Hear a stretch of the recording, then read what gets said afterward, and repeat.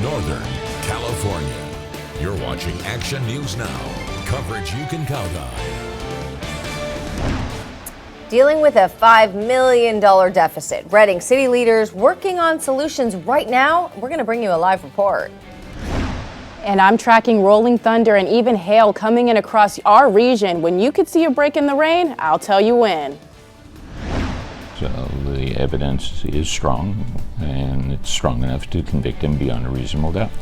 New developments in an Oroville religious leader's case, facing several additional counts of sexual assault. But we begin with breaking news. The Chico Police Department is releasing the names of officers involved in a deadly officer-involved shooting. It happened March 2nd when police say shooting suspect Michael Oxley opened fire on officers at the Post on Nord Apartments.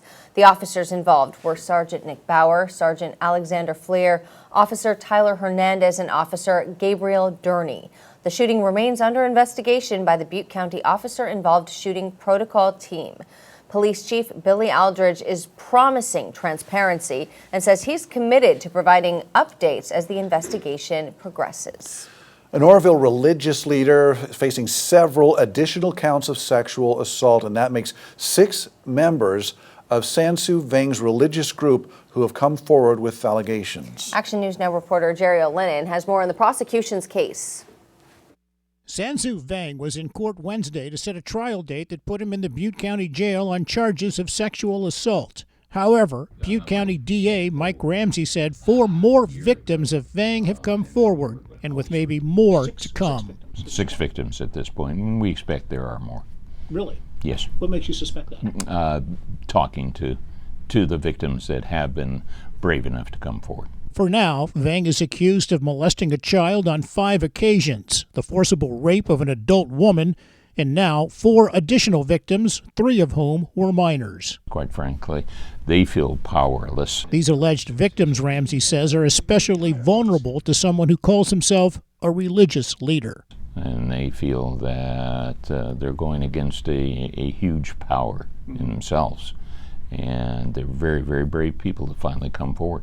If you're wondering where the church is located, well, I wondered that too. It turns out there is no actual address or physical building of a church.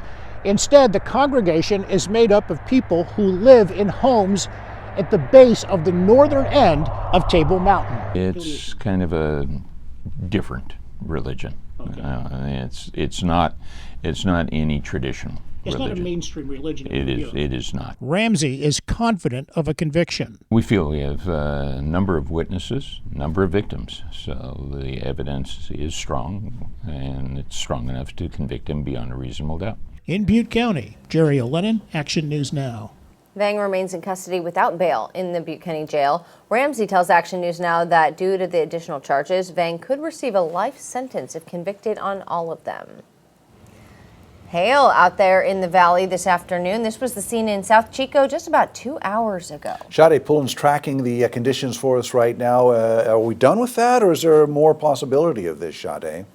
So I think the hail is taking a little bit of a break, but those thunderstorms will be making a return in just a few hours. So let's have a live look over Hamilton City. As you can see, it looks pretty beautiful right now. We're seeing some blue skies, a little bit of clouds in the air, and that sun is looking great right now. I wish I was there taking a quick walk. So we had some scattered showers and some snow showers today. There's also a chance of some thunderstorms today, and also we're going to have some rain and lower snow levels Friday. So for the Trinity, Shasta-Siskiyou region, snow levels will dip to around 1,000 feet of snow. And then for the Sierra foothills, snow levels will reach around 2,000 feet. That's how low they will dip. Now, this is a look at our satellite and radar showing our area. As you can see, we have some clouds over here kind of making its way over towards the region. We have some scattered showers over here that we're going to be experiencing later today. And this is a look at our temperatures right now. For the valley, we're in the 40s range. Foothills are in the 30s range, and then our mountains are in the 30s to 40s range. And I'll break that down more as we get throughout our newscast. Back to you guys. Thanks, Sade. A change of operations at Lake Oroville and new Bulliard's Bar Reservoir promise to reduce flood risk for communities along the Yuba and Feather Rivers. The DWR says the new report shows it will help during extreme atmospheric river storm events and potentially benefit water supply during drier periods. It's called Forecast Informed Reservoir Operations, or FIRO. The DWR says it will improve monitoring, weather, and runoff projections to build more efficiency into operations. The agency also says FIRO can improve California's ability to provide a reliable water supply.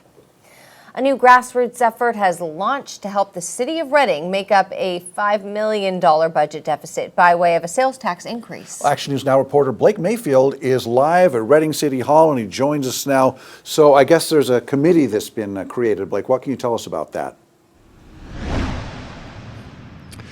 Yeah, and Citizens for a Better Redding is a newly formed group that is looking to increase the City of Redding sales tax by a full 1%. And the group says that this increase would help the city secure funding for public safety, infrastructure, and even some of their parks. And it'll also help close that multi-million dollar, $5 million deficit they're dealing with going into the next fiscal year. In an email to Action News Now last week, group spokesperson Dennis Morgan said that the city of Redding is facing pressing challenges, and rather than wait for outside solutions from, say, Sacramento, they want to take action here locally. According to Morgan, the proposed measure, which is currently in development, aims to strengthen police and fire services, implement programs for repeat offenders within the Shasta County Sheriff's Office, or with the Shasta County Sheriff's Office, that is, and address the city's road issues.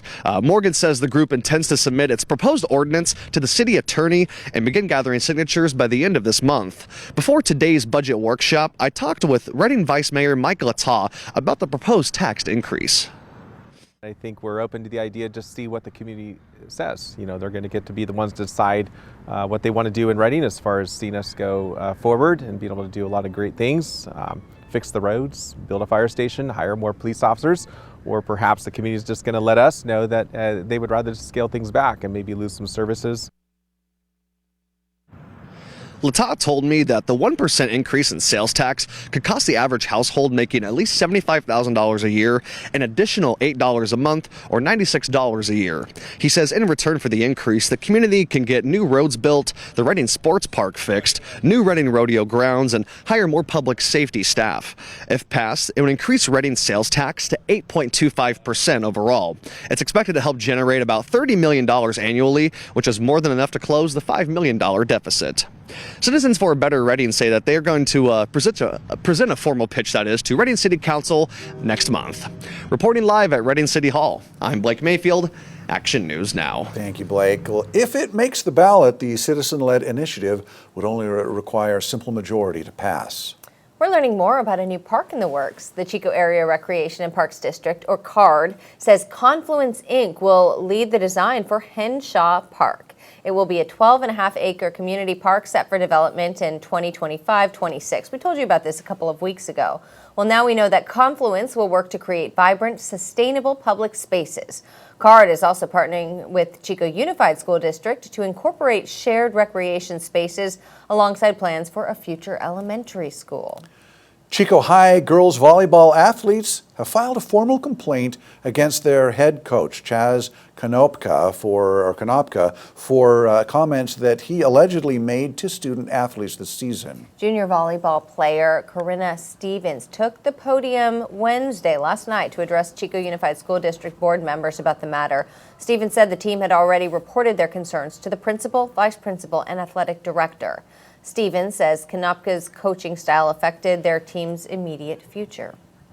He has made inappropriate comments and gestures, as well as spoken words that were more than just unkind. They were damaging, to such an extent that now 10 out of 14 girls that would be returning players will not come back for the 2025 season if he remains in the program. Another volleyball player did say the school offered to bring a counselor in to speak with them and Coach Konopka, with the coach present. The Chico Unified Communications Director also told us the district received the official complaint Monday and that the district will launch an investigation into those claims. We also reached out to Konopka. He told Action News Now in a statement, in part, "I hope for a positive resolution where all involved feel heard and valued." Konopka added that he will work with the Chico Unified District through this process. If you'd like to read his full statement, just go to our website, actionnewsnow.com. You can find the story on our homepage. Well, what's next for the old Shasta County Courthouse? We show you a few options in talks tonight. And in just a few hours, Butte City Bridge will be closed for some major work. We'll tell you what you need to know.